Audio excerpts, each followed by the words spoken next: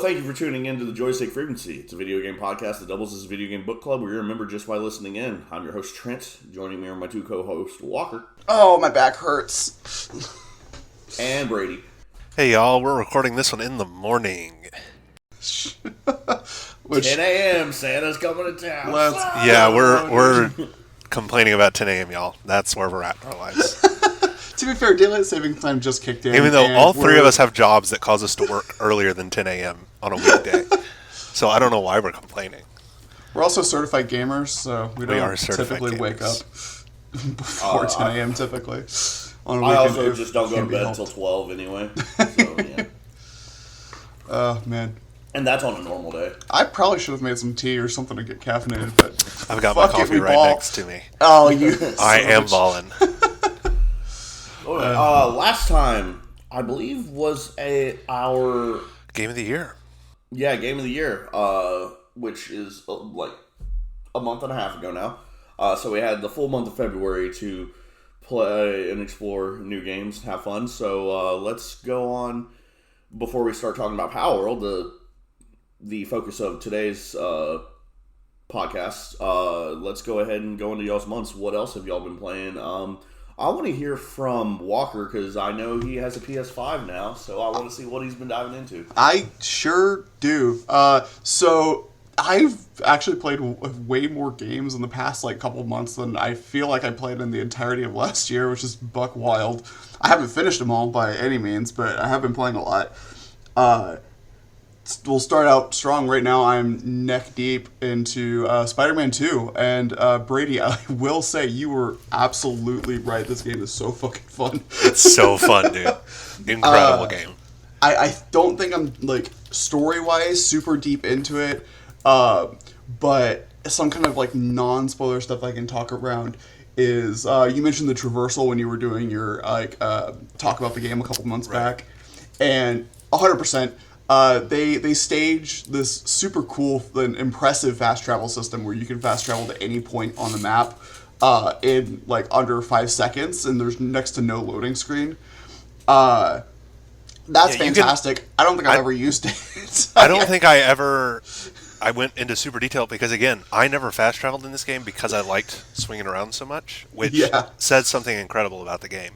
But you can make a custom marker anywhere on the map you want and fast travel to it, and as soon as you hit fast travel, the menu goes away and you're swinging in the spot where your marker was. It's very seamless and very quick. Which is impressive for the size of the world. It's a little bit bigger than the previous Spider-Man game was. They added a new island. Yeah, they added the east side, which is very, very cool. This game is a fucking blast. Just launching yourself around, using the new slingshot mechanic to gain a ton of speed. Just normal flipping and flipping around, and then you've got your new wingsuit on top of everything else. It moving around in this game is just a joy. I am having a blast. The switching between two different characters, tons of fun, tons of different variation there because they each have their own individual move sets, which play a little bit differently. Miles has an invisibility mechanic that you can trigger at any time, which is very fun for getting a lot of stealth kills very quickly. They've added in the Batman Arkham series, the zipline mechanic. You can basically place a zipline down, and instead of being drawn directly from point to point, you can place the web and then we'll crawl along it. So you can create an entire rafter system and dispatch enemies slowly. It's you can make an fun. Actual literal spider web in this Spider-Man game. Cool. It's great. And just again, I'm going to avoid story stuff as much as possible, but I am having an absolute joy seeing some of the changes that they're making. There were some villains that we see in Spider-Man 1 who apparently the prison system has actually worked for once, because they are genuinely, as far as I can tell, reformed. Which is not something I think I've seen in very much superhero media. So it's fun to see some people who are trying to actually go on the straight path here. Hey Walker, this is going to be frustratingly vague, but I know what you're talking about, and that story arc wraps up very well. Oh, good. I'm so glad. It's a very satisfying arc. And my wraps up beans in a casket. Oh, no. And then, last thing I want to talk about is the suits. There's a huge variety of suits in this game. Specifically, I've just unlocked some Spider-Verse ones, and they do a really fun thing where these animated Spider-Verse movies play at a specific frame rate that give them a really cool, like, distinctive look and feel.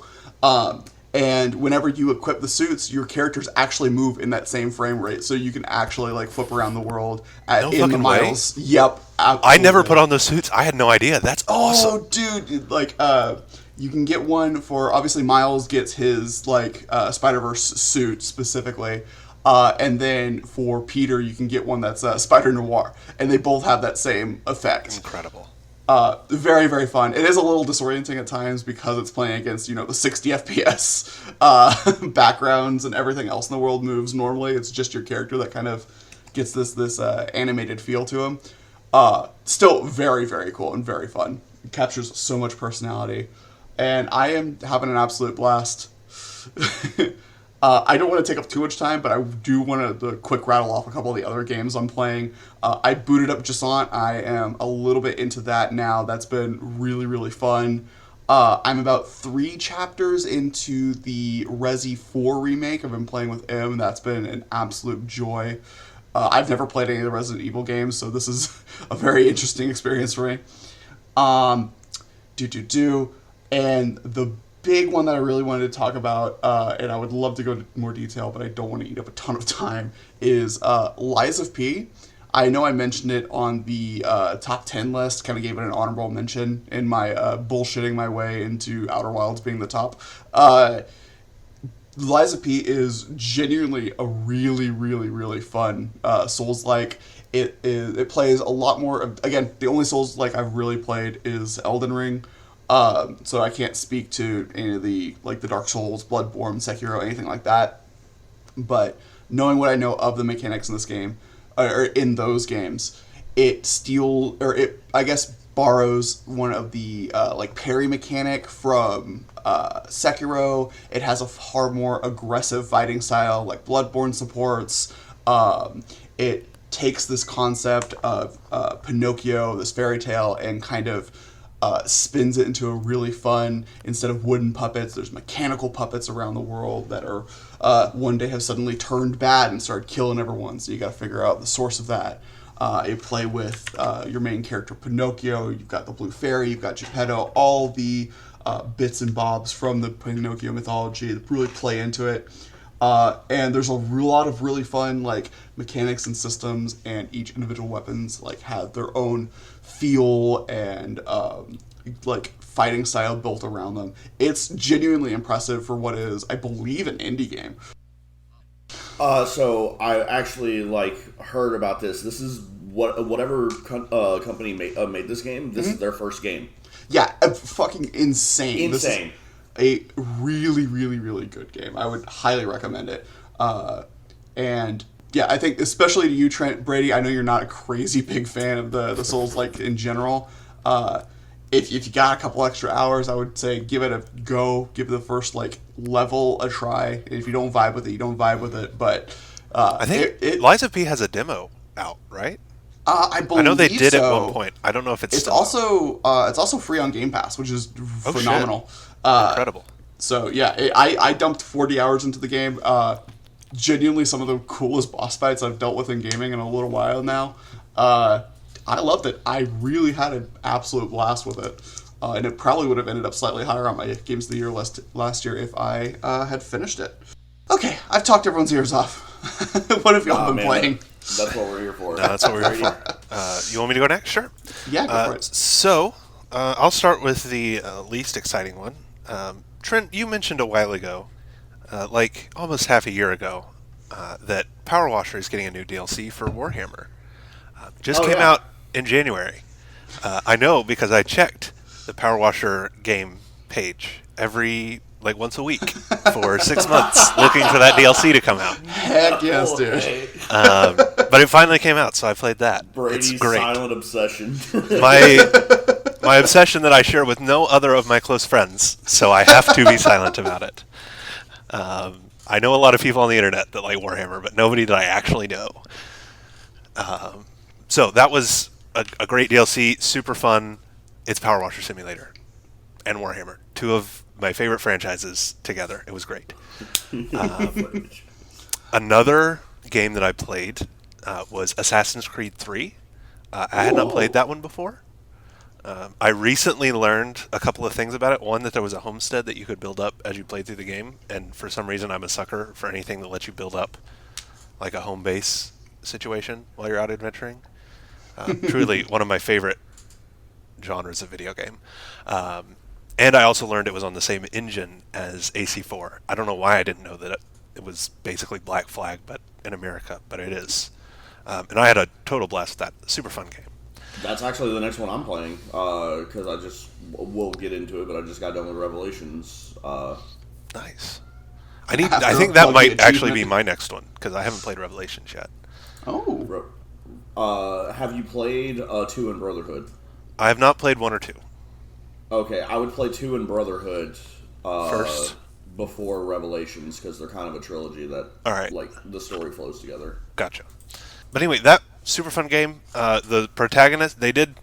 Am I allowed to go into spoilers on a game that came out nearly 20 years ago?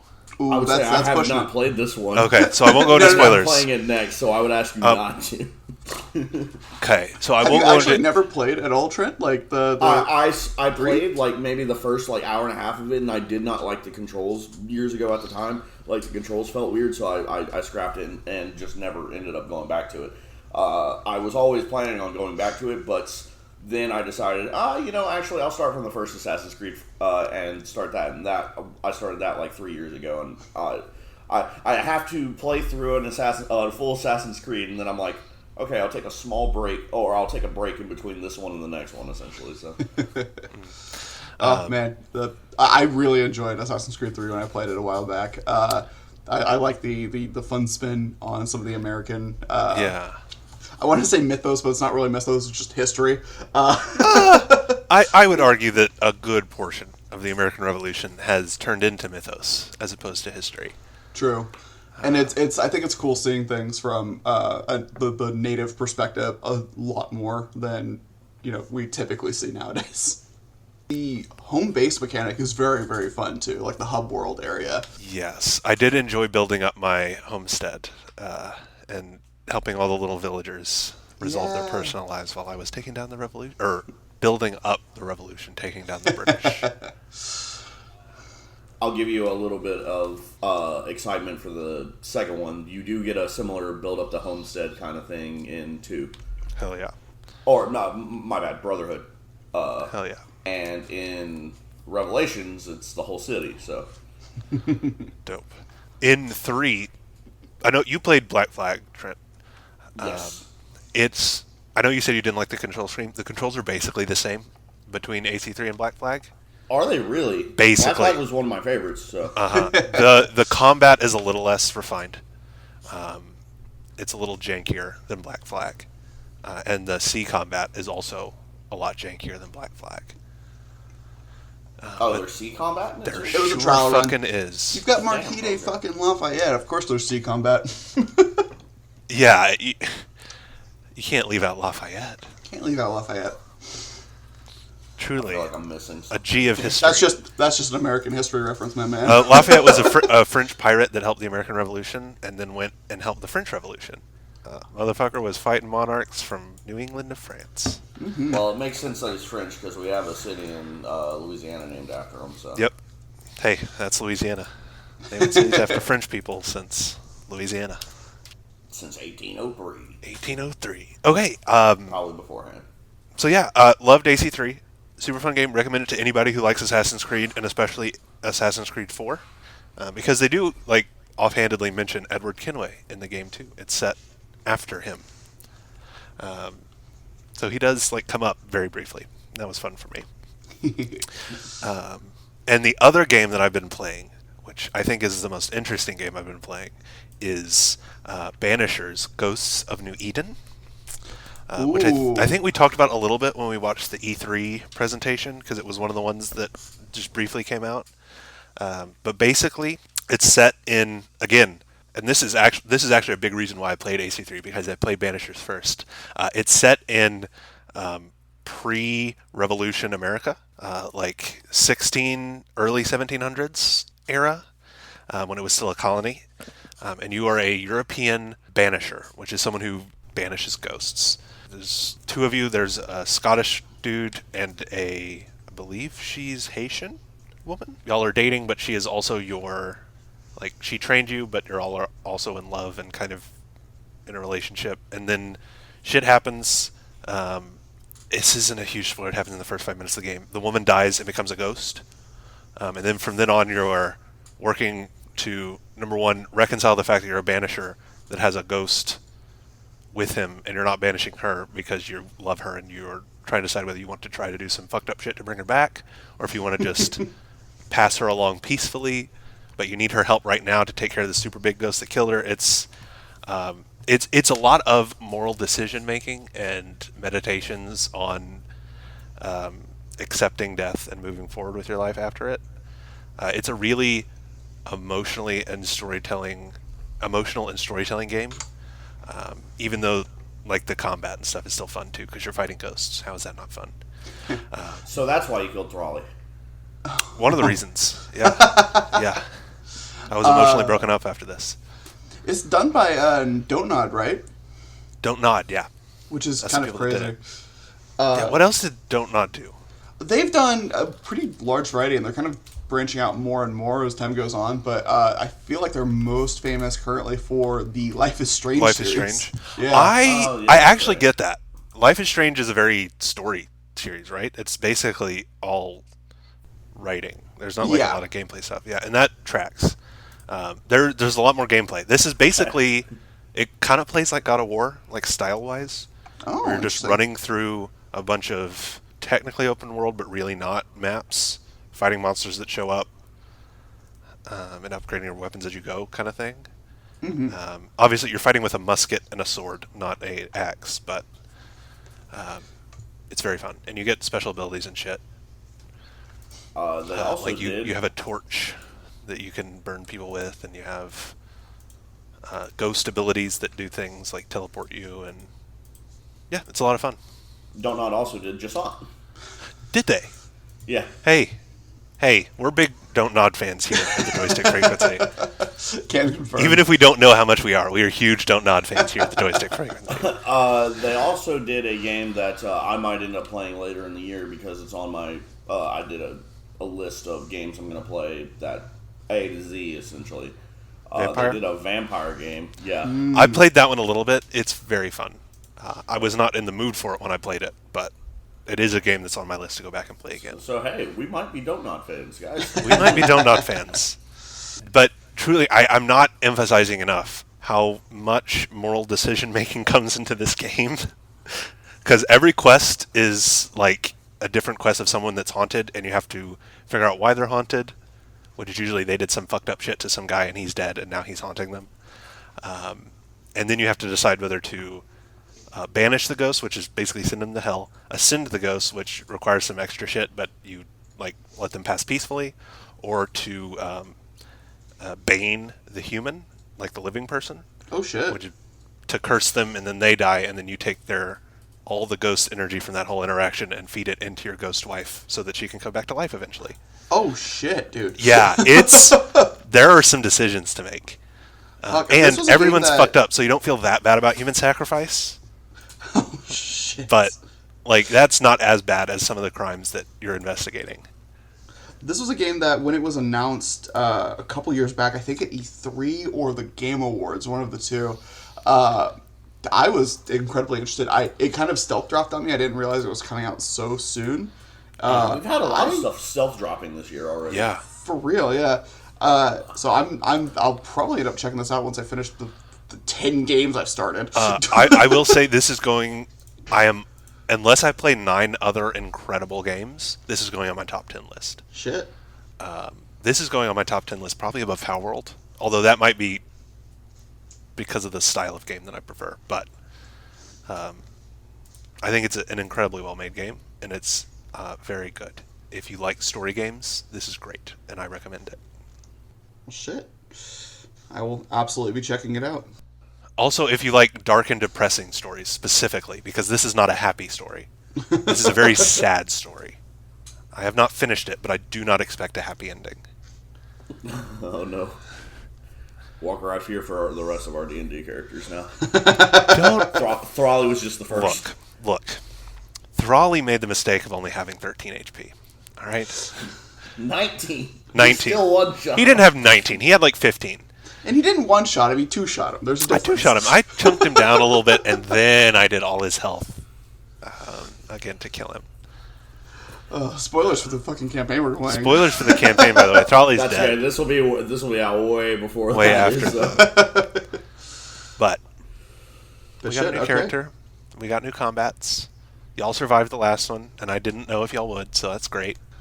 I love hearing that you're designing encounters that you don't know if we're going to live through. Hey man, y'all hit level 5. I don't know what that does to your combat abilities. Apparently, even though I thought it would really overtune them, I didn't overtune the monsters enough. Hey, whoa. Only one person went down that fight. That was a pretty easy one. Shit. Oh, man. All right. Trent, tell us a little bit about what you've been playing. Cut out all the D&D talk, Kassa. That was just us being friends, not us. No, fuck it. Leave it in. Oh, leave it in. Fuck it. Leave it in. Fuck it. So, Trent, what have you been playing? Beginning, put at the end, who the fuck cares anymore? It's 10 a.m. Woo! Normally 2 a.m. is the delusional time. Why are we losing our minds at 10? I don't know. Because we're adult. Well, good question. Anyway, so unfortunately, because Assassin's Creed Revelations had a glitched achievement for me, and I tried thinking of several different ways over a period of like 2 to 3 weeks of how to get that last achievement, eventually just caving in and starting the game over to get to that point to unlock the achievement. I finally did it, and then I hit kind of a game doldrum. I haven't really been playing anything up until probably the past week and a half. That's not just my normal, I play Palworld, or I play League of Legends, the occasional Smite game with a friend of ours. Actually, I will say I picked up Valorant and played a couple of nights of Valorant with that same friend. But other than that, haven't really been playing anything crazy until I've re-downloaded and started replaying Hollow Knight again all the way from the beginning, and I'm trying to see how fast I can get to 112% just off the rip without any practice or anything. So far, I'm about 15 hours in, and I'm at like 108%, I think. I just have Pantheons left. Pantheons and then the final boss. We'll see if I end up beating the final Pantheon or not. It feels depends on how I feel. My combat's gotten slightly better, but at the same time, I don't think it's the level that I'm going to be able to beat this Pantheon again without trying over and over again. So we'll see how that goes. You got me rooting for you, man. Good luck. Give me some perspective, though. So you said you're at 108%, and you mentioned at lunch the other day you were at like 102. How many percent is Hollow Knight? Like full completion? 112. 112. All right. So you are really close then. Yeah. Yeah, like I said, I literally have the Pantheons. The Pantheons are each 1%, and I have 1, 2, 3 left, and then the big one, the one of the Hollow Knight, Pantheon of Hollow Nest, which is every boss back to back to back, and you only get a break in between every 5, and the last 3 bosses each do 2 health worth of damage every single time. So. And Nightmare King Grim bodied me for about an hour last night before I even started the first Pantheon. That was just base game boss, and he's stronger in the Pantheon. So, we'll see how that goes. Well, shit. Okay. Other than that, I'm planning on picking up Liza P as soon as I get done with Hollow Knight, whether or not that's me rage quitting at the Hollow Nest or actually beating the game. We'll see. Well, sick. Let me know, please. I want a status report. Yes. I want to see if the temptation of a new Souls-like game is enough to draw you away from Hollow Knight without finishing it. Of a new Souls-like is enough. Well, I've already played it through one time. Got everything besides the last achievement, which is for that Hollow Nest specifically. Right. Oh shit!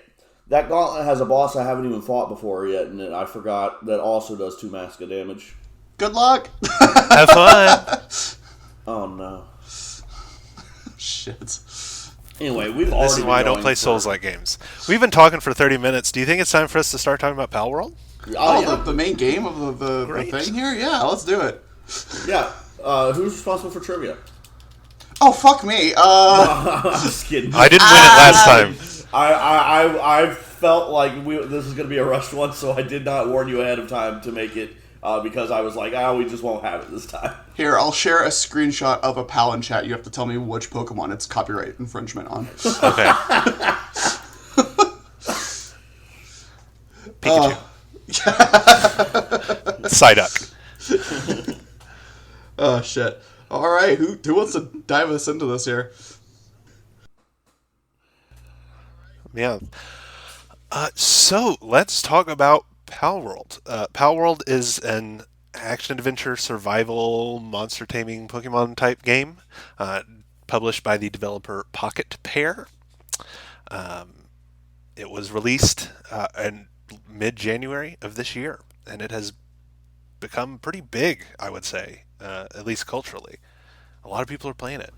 Yeah, it's blown up online. The idea of a open world Pokemon-like game is unsurprisingly very enticing. Yeah. And to add it all off, you got combat including guns and other weaponry. Right. It's basically like kind of Rust-esque, where it's that survival, build up a base, collect resources type of game, mixed with Pokemon and guns. So tons of fun, obviously. All right, where do we want to dive in? I guess I'll give a little bit of a premise. I started playing a touch of this game when it first dropped, because it dropped on the Game Pass. So I downloaded it, played it for like 3 hours one night, and then we ended up trying to start a little multiplayer world together, and we've done a couple sessions in that. Honestly, I haven't really touched the game much outside of that, but playing together has been a pretty enjoyable experience. Yeah, and like I said, even after this podcast, we plan on playing probably until we get to late game stuff or the end of the year comes, whatever comes first. I would like to get a lot of play time in before the end of the year so that we can properly rank where this will be on the top 10, because I feel like a game like this, especially a survival game, which I'm not a big fan of, that caught me like the Palworld did, I feel like it's going to be on all of our top 10s, and at least the top 7, I feel. It feels pretty good. Which is, it's funny that this game has caught you so hard, because from my understanding, this is coming from the perspective of someone who has not played the game I'm about to reference, but this is pretty much just Ark survival, but instead of dinosaurs, it's pals. From what I'm hearing, it's like it's got the pretty similar build mechanics. It's got pretty similar, like, you run around with like trying to deal with these different beasts. Yeah, our editor Kassa plays a lot of Ark survival, and I've heard her express very similar sentiments, that it's basically Ark survival with pals instead of dinosaurs. Look, yeah, her ears just twitched as soon as you said that. Yep. Look, if all it takes to play a game is putting some like Pokemon creatures in it, hell yeah, dude, I'm all about it. Make the Pokemon company sweat. I'm not. I don't enjoy the Ark games, and like I can't pinpoint couldn't pinpoint the reason why. And like my friend Kassa was like, well, I don't understand why you don't like why you like Palworld but not Ark. It's the same thing. I'm like, I finally came to the realization I'm not a dinosaur fan, honestly. Is that it? Is it you just got beef with fucking dinosaurs, dude? It's not that like I have beef with dinosaurs. It's just like dinosaurs. I'm just like, okay, yeah, dinosaurs. Which is funny because you're a big dinosaurs. Dragon guy, unsurprisingly. Yeah. Dragons are far superior. They're not dinosaurs. Dragons are Walmart brand dinosaurs. That's literally what the actual reason is, and I didn't even know it until right there. Wow. Make me an Ark survival with dragons instead of dinosaurs. I'll fucking be there. You know, historically speaking, dragons came from dinosaurs. Like dinosaur skulls and skeletons are potentially one source of the dragon myths and why they're so relevant throughout the world. I'm sorry. I'm pretty sure fantasy worlds have been here for many thousands of years, many billions of years. Not as long as dinosaurs have. Obviously, Tolkien has definitely mentioned that in his books. So yeah, and there's no way dinosaurs are older than Tolkien. So you're right. Oh my god, the Today in podcast is making us lose it, dude. Okay, 10:30 a.m. Let's talk about the pals. Okay, yeah, here. Because they're a big part of this game. So if you're familiar with Pokemon and what Pokemon are, you're probably pretty familiar with what pals and what pals are. They're basically little elemental monsters that get attacks and abilities that are related to their elemental powers. And you're able to capture these in capture balls. Pal spheres is what they're called, but they're Pokeballs. Yeah. They literally twitch like Pokeballs do before confirming that you've caught something, but literally shake 3 times, but whatever. Yeah, so you can catch them, build a team of them, and organize them into, so you have a wide variety of different elemental types and different abilities, and bring them into combat with you. You send out one at a time to fight other wild pals, or other humans. Typically, you're not like Pokemon battling other humans. You're just fighting people with guns, but you're sending out animals to fight them. To be fair, they're trying to shoot the pals first, so we're trying to defend them. These are not good guys. They're literally gang members. A crazy thing about this is there is no like evolution in it or anything. Oh yeah, that's actually a little buck wild. That's true. Yeah, the way that you make your pals stronger is you condense them by catching a bunch of them and pretty much putting the ones you don't like in a blender and give the smoothie, the power smoothie to the good pal, and the one you actually love and care for. Yeah. It's there is a lot of more brutality in this game than I was expecting. Granted, it's Pokemon with guns, so I don't know what I was expecting, but there's a big majority of the game where you are going around and you're just capturing these pals to A, get experience boosts and level up, but B, so that you can put them to work inside of your base and actually handle like a lot more of the crafting and resource gathering, so you can focus on stuff like exploring, which I am all about. I'm a sucker for 2 things, and that is building and that is exploring. And I can do that while riding atop one of these creatures, and it is incredible. I love it. Yeah, so when you first kick off the game, you get a real quick cutscene just talking about, like, hey, go find some towers, yeah, do the thing, vague direction, go. And you're released in... Go ahead. It makes vague mention of the tree as well. Oh, yeah, that's right. Oh, does it? That's right. Which isn't accessible yet. I love it. I know, I've tried. And then you're released into the world where you can start interacting with our lovely pals, including one of the first ones you'll see, which is a fluffy sheep, which is just Wooloo, and I adore it. It's so cute. How do we want to go about discussing pals?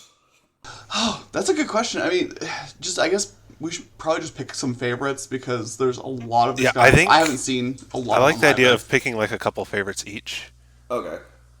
Before we do that, we should, because we're probably going to end up talking about what they are, we should bring up how types work in this game and how they're not...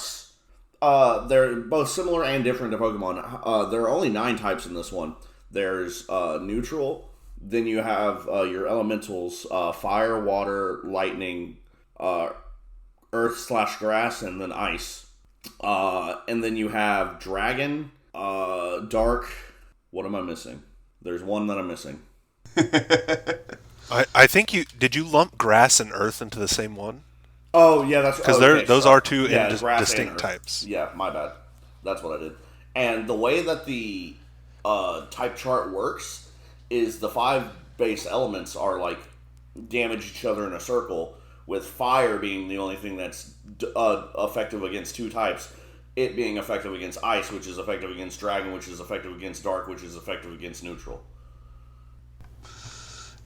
It's mostly a circle and then a small branching off line, it makes me angrier than it should. It's a circle with a tail. So it's a circle with a tail. I have not committed any time to try and learn any of the type effectivenesses quite yet. The only type effectiveness I've really studied in detail is that all pals are weak to bullets. And slave labor. Oh, jeez. Actual slave. By the way, this was not clarified. When you can throw Pokeballs at pals. You can also throw them at the human gangsters that you fight, and enslave them. I don't remember if Walker brought that up explicitly, but you can enslave people in this game and force them to work in your base. Are they effective at anything? No, they're really very bad. They're worse than the pals. They have a 1 in handiwork. Yeah, you're really only using them to use slavery. Well, I can go first on the pals. I think MVP... before we go into our favorite pals, do you want to talk about bases a little bit, since what pals do is kind of related to bases? That is valid, I think. Yeah, sure. Sure, yeah. Yeah, go ahead and lead us off then, Brady. Yeah, so another big part of this game, so besides just capturing pals and running around and exploring, you are also building up like a home base. You start off with just one, you eventually get to add more to the world, but you choose a spot at random. It can be anywhere in the world. You set up it's a little device you set in the middle. It sets a circle where you can start building things. And you build up different resource crafting tables. You build up different buildings and things that let you harvest resources from your pals. And you get basically a nice little situation going, your own little economy to help you create items and develop resources. Your pals all have different abilities that help them do different things in your bases. So some are better at chopping down trees, some are better at mining, some are better at crafting things, some are better at using their fire powers to smelt ingots out of raw ore. So you kind of get the chance to mix and match your pals with the different activities that you've built up in your base to let them do. And through that you can kind of auto-generate resources and items as you progress through the game. Which is very nice because you will go through a lot of these resources very quickly. Even the base, like Pokeball, the Palsphere thing, it is kind of a heftier... Walker, yes. I will say that your experience in this game has been pretty limited to the early game. Okay. Once you hit mid-game, it becomes a lot less of a problem to make Palspheres. Oh, really? Because right now it feels like Palspheres and arrows are super, super time consuming to come by, and you go through a fuckload of wood them. and stone become a lot easier once you get some higher level mons and some like resource generating things at your base. And once you don't start crafting 1,000 fucking arrows on one bench. Yeah, that also does a lot. I see. I will say he's right in the fact that Palspheres become easier to produce, unless you're trying to go for the higher ones. Because there are higher level Palspheres that have a lot more resources.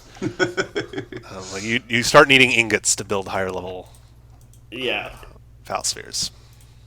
Like I would say, like there's a jump to have good production, then a plateau, then another jump, then a plateau, and then probably one more jump. I would say. I think the last jump is probably once you get like the factory building items and can automate processes a little bit. Yeah. I think once you're there, you're kind of set.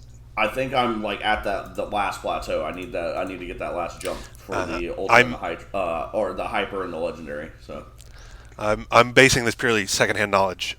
My significant other plays a lot of this game, so she has told me a lot about the factory building stuff. I'm interested to get to some of the factory mechanics because it's nice having the base and the pals running around in them. It does feel like they're kind of not listless, but they're a little slow currently. And some of the pathing is a little interesting. By interesting, I mean buggy. Because there are times where pals will just not make use of certain things in your base if it's like weird terrain or if there's I don't know. I get why it isn't perfect because this is an incredibly complex system to code, but there are bugs occasionally. Yeah, we are looking at an indie game here, which is indie and I believe early access or beta. I don't think it's full yet. So yeah, that it is also still early access, which is still pretty impressive considering what we're looking at here. Yeah. And genuinely, the multiplayer experience has just been so fun. Multiplayer is super fun. They really have a good way of integrating your friends into this. I like being able to work together to build bases and being able to share pals.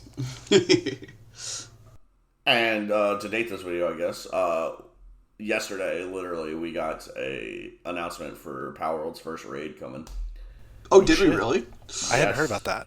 I just saw it on Reddit. I happened to go to the I played Palworld with your significant other a bit, and so I went to the Discord channel that she's always in, and they have a Palworld chat, and I just went to go make sure they weren't deleting the server or changing the server like they wanted to, and someone had just posted the Reddit post for the first raid coming soon, so that'll be fun. Sick. That does sound like fun. So, do we want to go into some of our favorite pals? Yeah, let's do it. Again, I'm still very early game. I haven't had a lot of exposure to a ton of them, but I am a FWAC supremacist, so unsurprisingly, one of my favorite animals in general is the platypus. It's just an awful amalgamation of the weirdest creatures that you could find. And this game has actually turned it into a Pokemon, and I am so happy about that. I've been a supporter of a platypus Pokemon for ages. Tim's done it, and now Palworld has done it, and both have made me exceptionally happy. It's just a little bipedal platypus with some fluffy ears.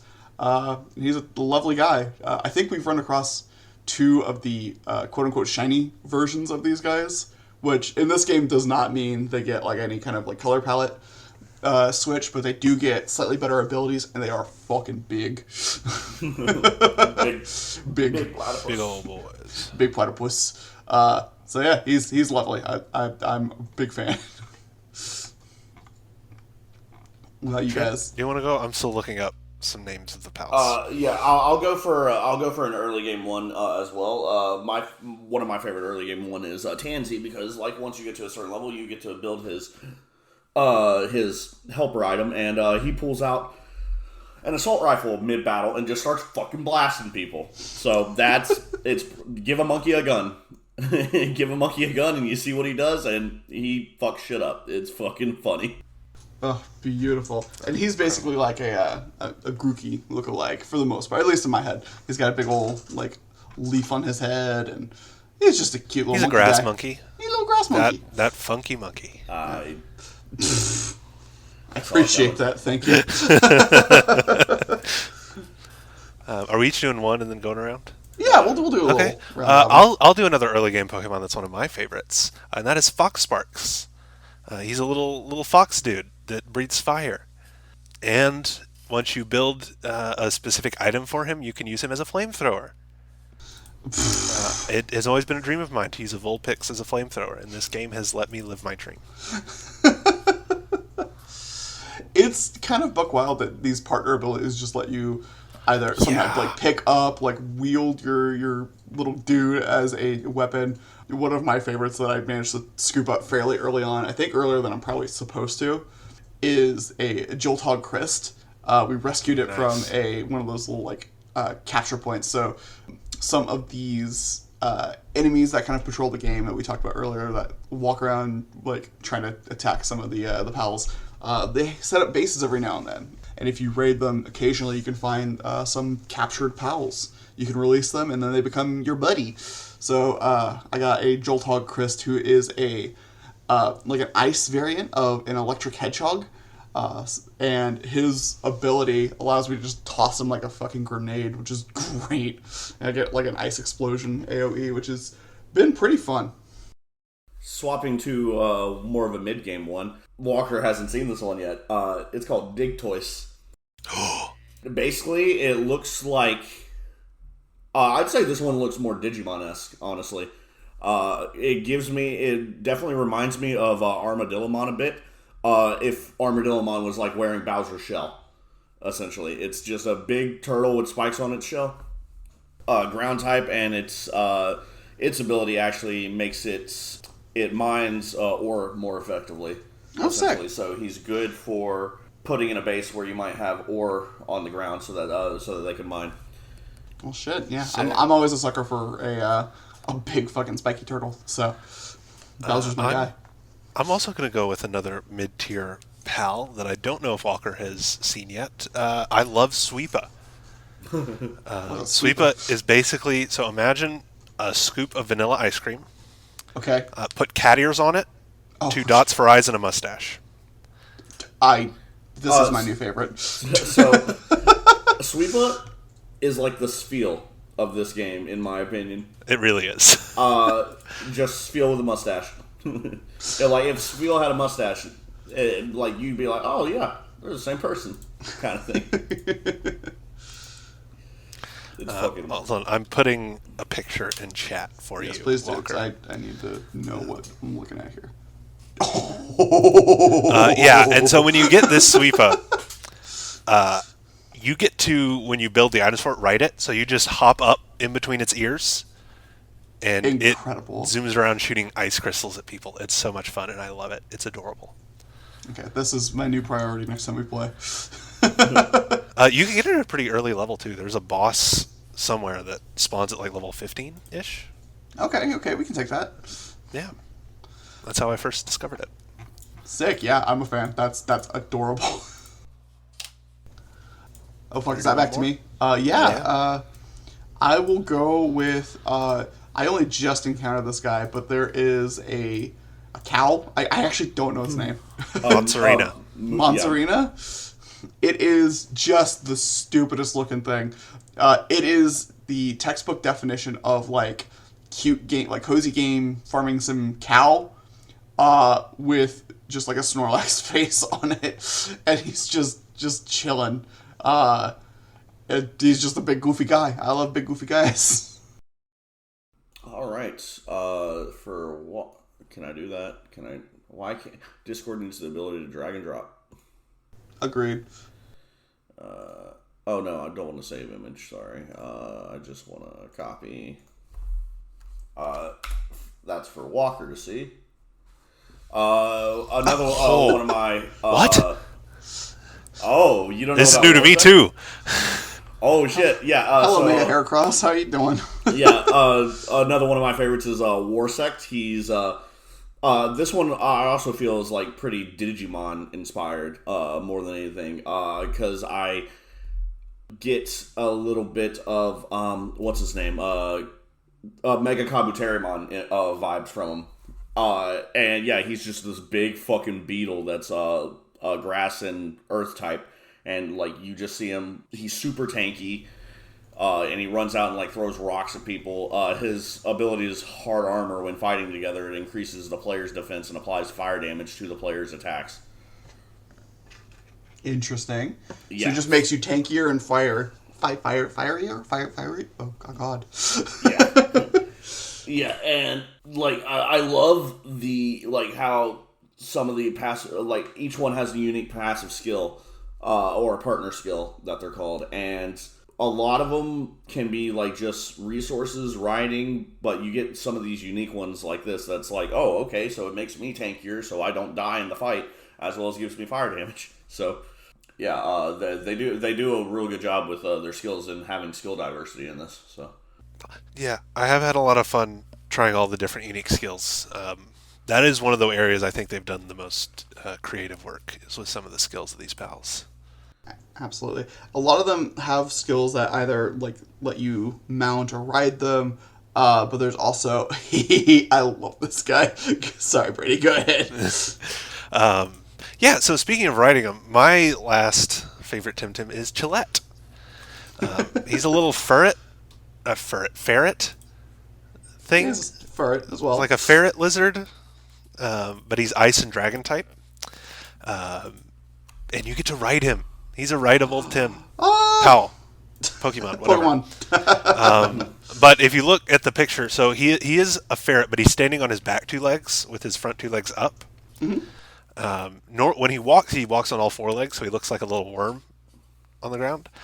But because when he stops, he stands up on his hind legs. You sit like right in the crook of his back, like in the picture that I sent, like right above his back legs, which looks really weird when he's running on all fours because you have like 2/3 of his body in front of you and just his tail behind you.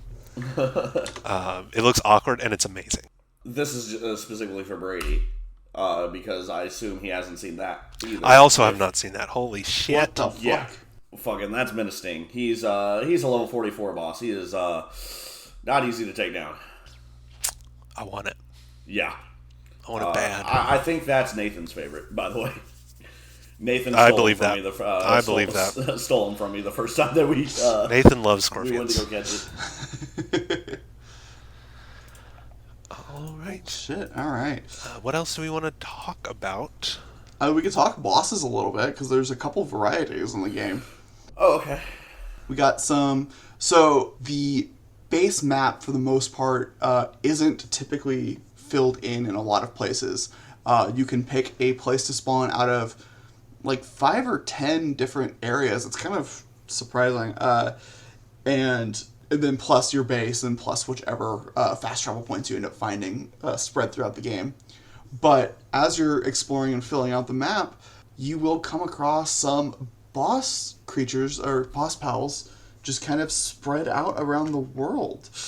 One of the first ones you come across is a Mammarest, which is just basically a giant grass mammoth. And he is kind of patrolling a main pathway that you use to kind of get to the rest of the world. So you start approaching this massive thing, and then a huge health bar appears, letting you know it's level 30-something, and you're level 3. And it strikes the fear of God into you. Yeah, luckily he's docile, so he's not going to hurt you unless you decide to tickle him by doing 1 point of damage, probably, if you can even manage that.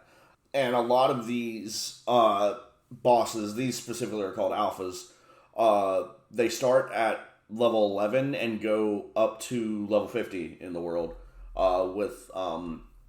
There's not one for every level. Like there are some that are like there are a few that are set to level 11, and then it goes up to like level 15 for a couple, level 17. So there are jumps in the levels. With the 4 level 50 bosses on the map being like super late game, like they almost feel kind of like the 4 legendary ships from Assassin's Creed Black Flag, just to relate back to a game we've talked about earlier.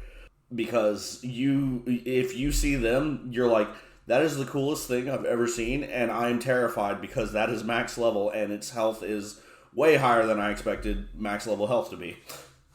So those will be fun to take down whenever we eventually get to that point. Yeah, there's a lot of late game bosses that look like a lot of fun. It's hard to do bosses early. Yeah, because it's a lot of the early game is just grinding up levels, kind of figuring out some of the mechanics of the game, and starting to explore and find pals that you like. Go ahead. Do you want to, Brady? You want to cover the other types of bosses in this? I haven't fought a ton of bosses. I would prefer to pass that to someone who has fought them. Oh, okay. All right. Walker, you were going to say something? Oh, I was just going to mention, so at the very start of the game, I can kind of introduce, but you'll have to talk some more about it. So at the very start of the game, like I mentioned, you have that cutscene that kind of introduces you to the world, telling you to seek out the towers. And yeah, sure enough, spread throughout these worlds are a bunch of surprisingly futuristic looking towers, just kind of scattered around.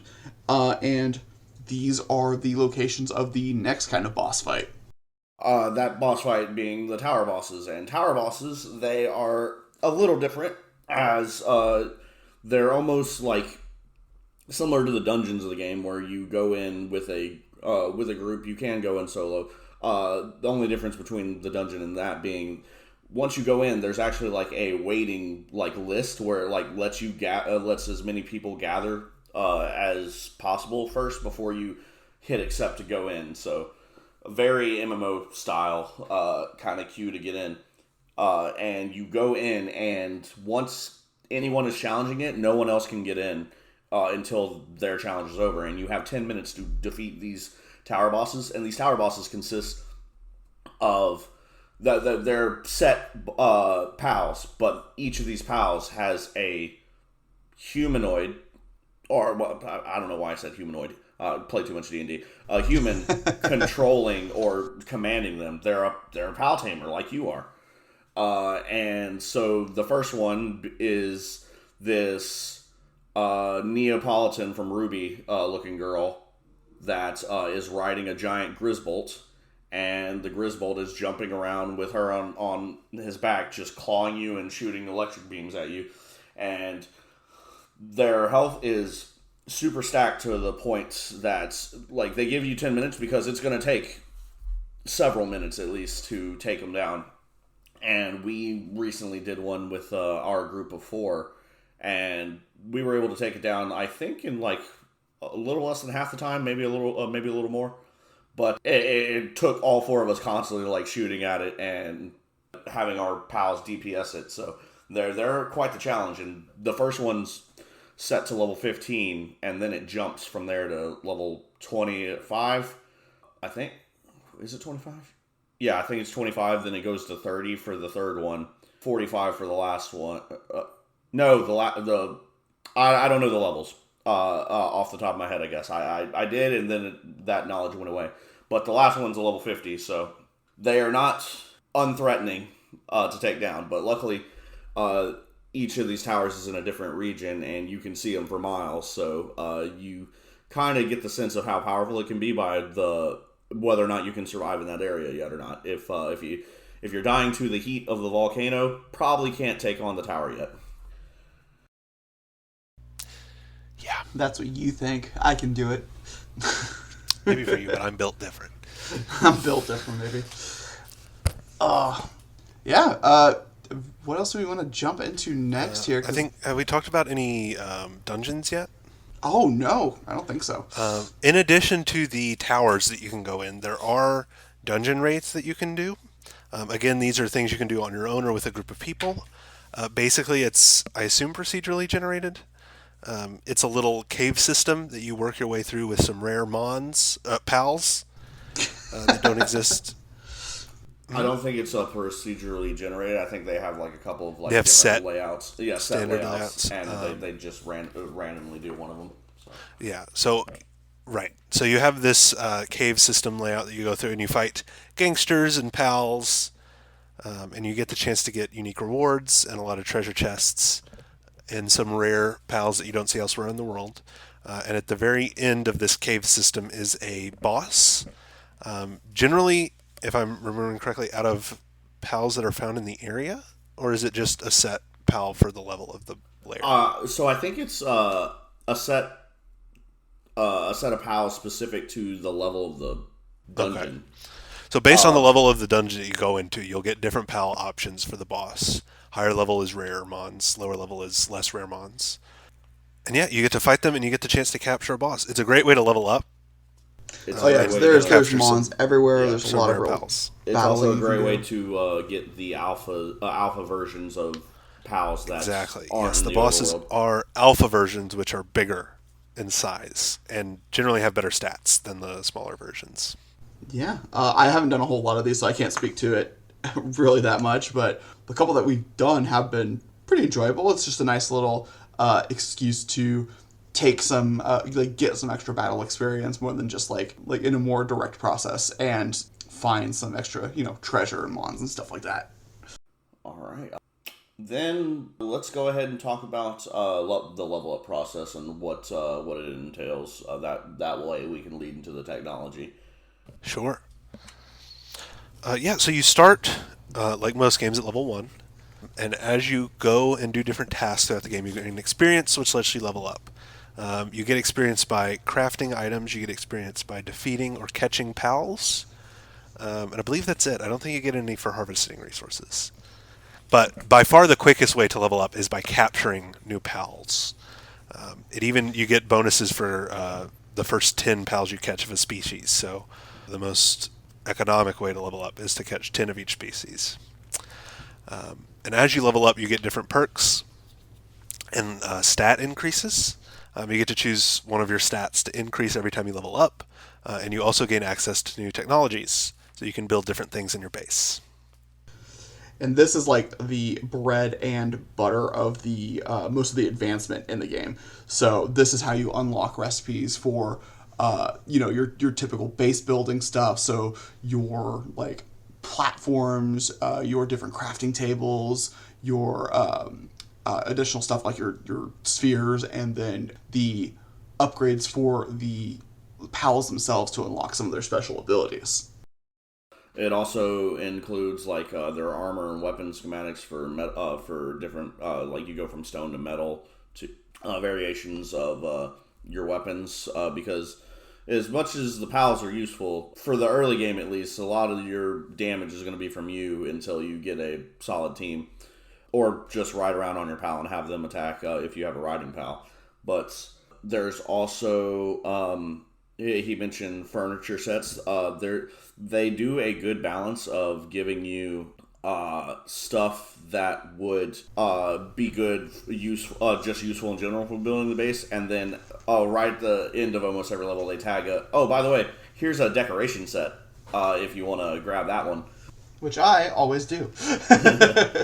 You have different. It's also how you unlock the technologies for like Walker said, the advancement for like the upgraded portion of the benches. Like you go from a regular shoddy workbench to a refined workbench. Then you go from a sphere bench to a sphere production line to a sphere production line 2 later on, as well as just the different things to make the base walls and different things that help improve PAL skills up a certain bit. Like you can get a little fire barrel that will not only create a ring of warmth, which is useful in the snowy climates around you, but it also increases the speed at which your pals will refine metal or use their kindling ability. They have one of that for almost every single skill as well.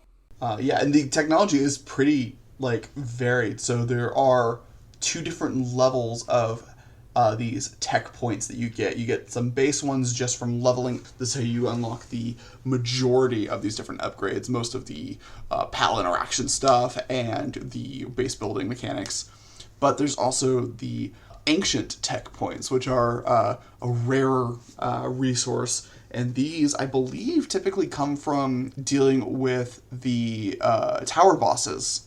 I'm not sure if they come from anywhere else. You guys have to fill me in there. I think you also get them from regular bosses, too. Yeah, you get them from the tower bosses, the alphas, and any shinies you find. Oh, okay. Sick, yeah. And these give access to some of the more rare or more game-changing mechanical upgrades. So this is your things like your incubators or a food sack, which allows you and your pals to just kind of like, I think it allows you to passively eat. Yes. So, like it keeps your hunger full, which is very nice. It's not full. It's up to the point that it won't like detriment you. So it's it's up to like 50% of what your food bar is. That's still pretty good, though. Yeah. Go ahead, Brady. Sorry, you were starting to... Yeah, I was just going to say, with the incubators, as you're going through this game, you find a lot of eggs throughout the world. Just kind of hanging out on cliffs or in hard-to-reach places, which you can't really do anything with at the beginning of the game. But eventually, as you progress through this ancient technology tech tree, you do eventually get egg incubators, which allow you to hatch those eggs that you find throughout the world. And eventually, later, you do get to also breed pals, I believe, that will lay eggs for you to incubate. Yes. Interesting. What is the breeding mechanic? I'm not sure if y'all... I think it's similar to Pokemon breeding in that you can kind of breed out good stats and stuff. Oh, okay, I see. So I've actually done a fair portion of the breeding already. So in-game. Anyway. Jesus. So the way that it goes is each PAL species has a certain hidden number, and so you based on the rarity, I think it's the lower the number, it's either lower or higher. But the way that it goes is if you breed between 2 pals of the same species, then you'll get one of the same species, and you could they have a high likelihood of passing over the traits of the parents over. If you breed 2 different ones of a different species, and it's possible I think almost all the combinations are possible, but they take they basically take those numbers, divide by 2, and it should give either a perfect number for a different species of PAL, or be very close to it, and then it will give you whatever that species is. So you can get some weird ass shit. Like you can do 2 Mons that are like, 2 PALs that are fire, and then out pops an electrical one, and you're like, oh, that's a little weird. Interesting. And the way that this works is you have to have obviously a male and a female, and you set them to work in quotes at your base, and then you have to pick them up and go and throw them into the breeding center to assign them to it.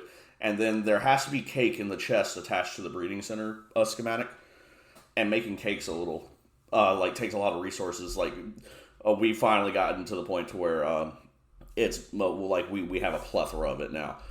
So you throw cake in there, and so they'll actually like go fill that bar all the way up and get to the max, and they'll just wait for the cake in there actually. So you can if you're unsure if you're gonna breed them or not, you can throw them in there for temporary, but they will not produce the egg until you throw the cake in the box essentially. So once you throw the cake in the box, then they'll make eggs. You can also just leave them to do what they want with as much cake in the box as you want, and they'll keep making eggs over and over again. So you can have like that. That's a quick way to get your 10 for something, is if you're just like, I'm gonna go do this while they're breeding. So I'll throw 10 cakes in here and just get my 10 eggs while I'm gone, and then you have 10 eggs to hatch.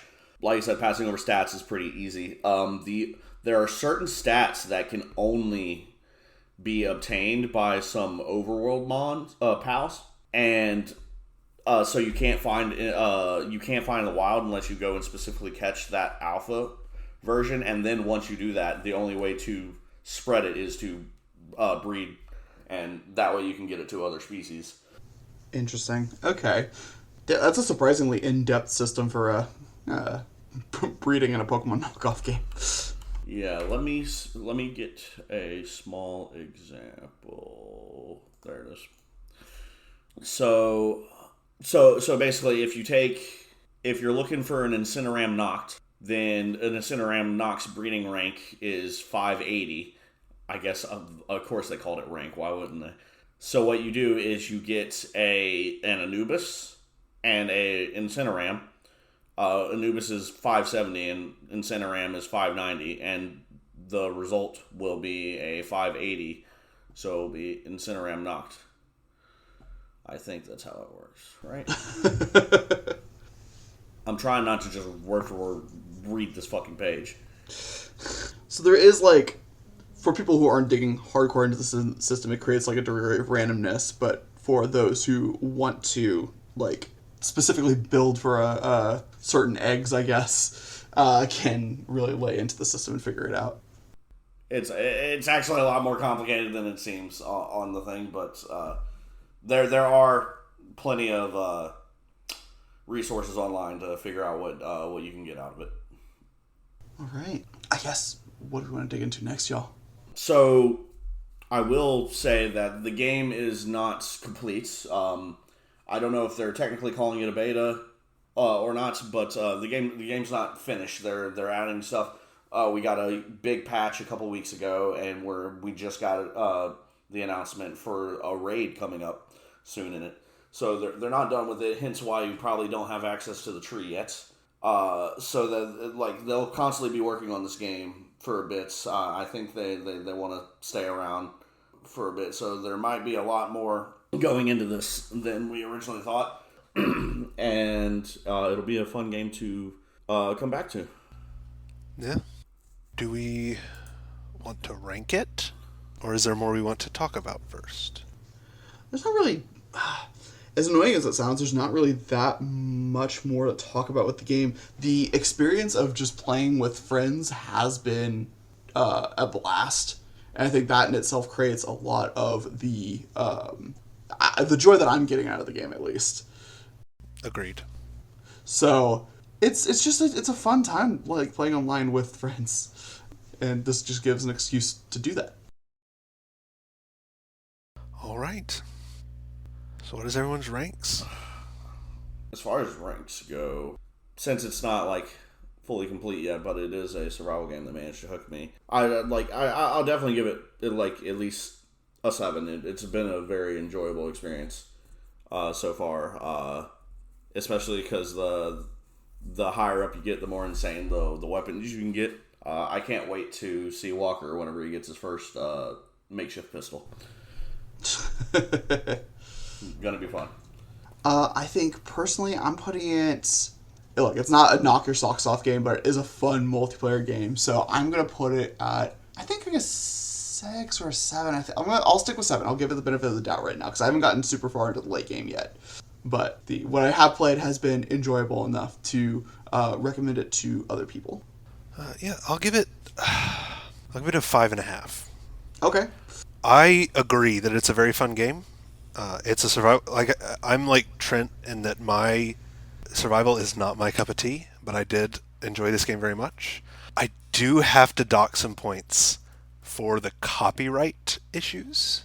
That's fair. Because that is something we've kind of been dancing around but haven't explicitly talked about, how there's so much that is just straight copy and pasted from Pokemon and other Nintendo games. There's a lot of stuff that they came up creatively on their own, but a lot of the pals are just reskinned Pokemon.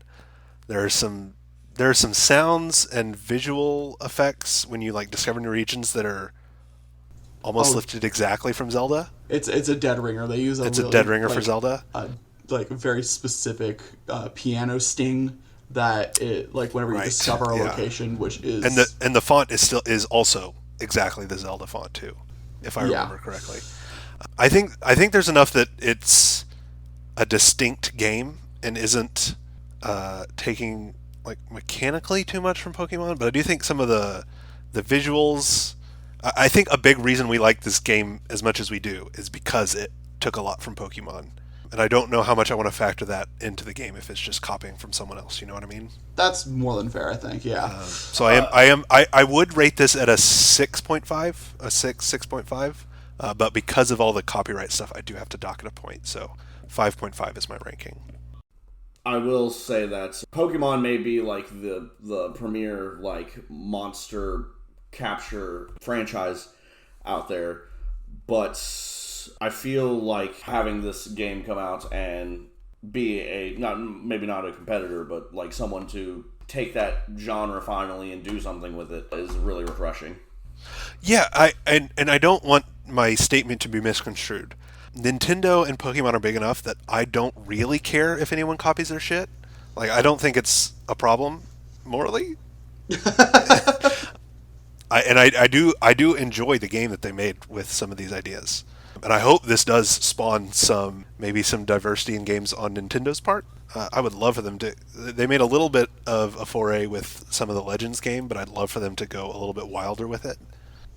Agreed. So hopefully this is kind of a shot in the arm for them. And again, I'm glad this game was made, and I'm glad that it was made the way it was. It's a very fun game, and it hopefully will spark some change in the industry. I would like to see that. I would love to see that. I also, and this is just a personal thing, would love to see some copyright lawsuits that are struck down. I would love for Palworld to win some copyright lawsuits just to change some of our current copyright laws, but that is neither here nor there, nor related to the game. All right, guys. Do we have a plan for next time currently? I know what I'm playing for next time. Okay. Oh, shit. Which is Final Fantasy VII Part 2. Okay. I have played some of it. I figured we'd probably have a small split here because of the fact Fantasy VII Remake.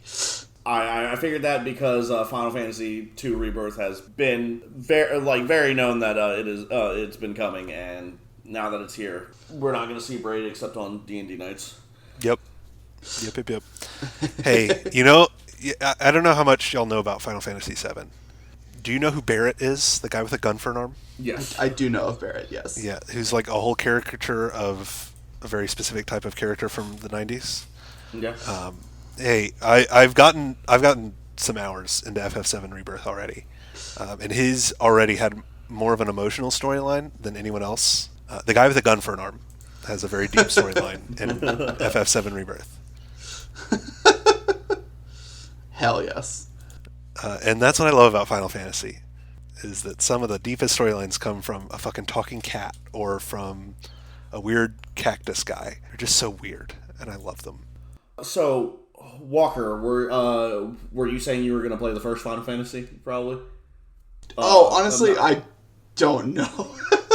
I do want to check it out. I played 15 a couple years like when it first came out, and I really, really enjoyed it. Aside from that, though, I don't have a ton of exposure to the Final Fantasy franchise, but 7 is looking good. Yeah. So do you have an idea of what you might bring to the table next time then? I might talk about Persona 3 Reload, because that's another game that I started playing, and it's been a fucking blast. Okay. That's awesome. Persona's been a genre, or not a genre, a franchise I wanted to get into.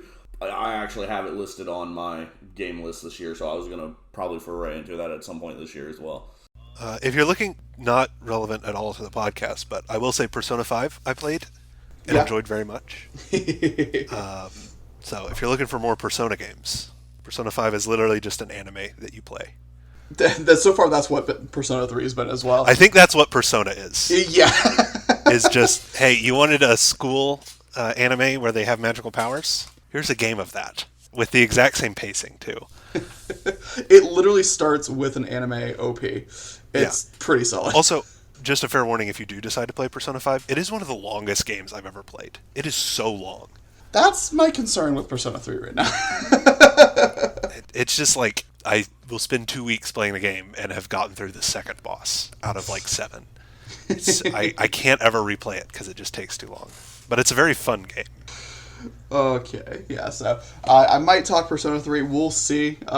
Again, and I've been playing that new Resident Evil remake that came out last year, and that's been really fun. So I might also talk about that. We'll see. It'll be a surprise.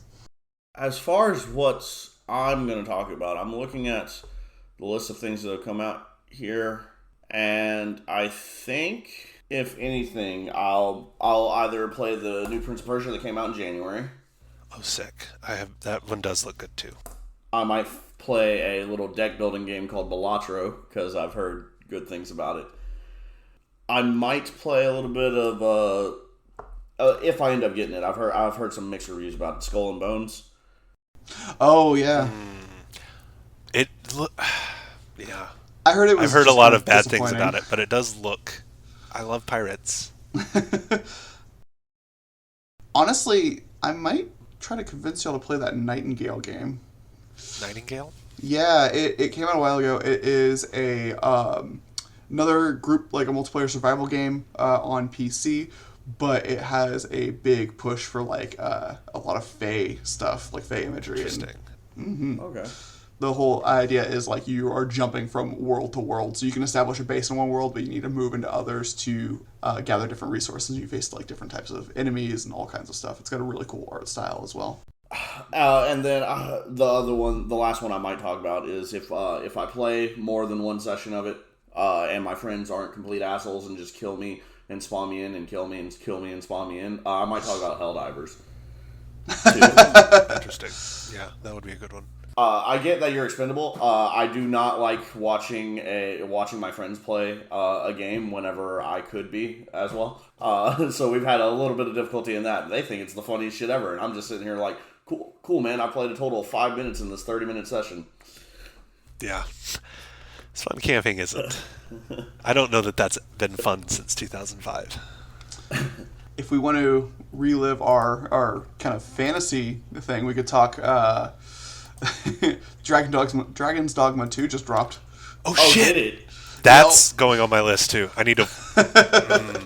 Yeah, I'm playing that after FF7 too. Looks like I think maybe the demo dropped for PC and stuff, but it proper releases on consoles on the 22nd. 22nd. Oh, okay, so I have a week to finish Rebirth. Hey, well, I guess... Bye, Brady. It's been nice knowing you. Yeah, I guess this isn't going to happen now because Walker mentioned Dragon's Dogma, but I was about to be like, hey, Brady, Hi-Fi Rush is coming to PS5. Cool. I'll pick it up, and I'll probably play it a little bit, but in a month. I know. I'm just literally just throwing shit at y'all. That Tales of Kenzera Zhao also came out, which is kind of that Prince of Persia game that the guy who voiced Bayek from Assassin's Creed Origin. Right. We talked a little bit about it when it was announced at the Game Awards. Oh, yes. When did it come out? It came out last month. Okay, February 1st. Yeah. 1st. I don't see it on this list, so you have a better list than I do, I think. I do remember the trailer. I'm looking at the game. I think it is on Game Pass, too, if it's something we wish was. Yeah, it's a little platformer. Mm-hmm. All right, well, hey, guys, there's a lot of fucking games. yeah. And a lot of them have been shadow dropping, too. Not a lot of hype, but a lot of good games. Mm-hmm. Yeah, so it'll probably be a mixed bag next time. You'll have to tune in to see what it actually is, and we'll see what we can do.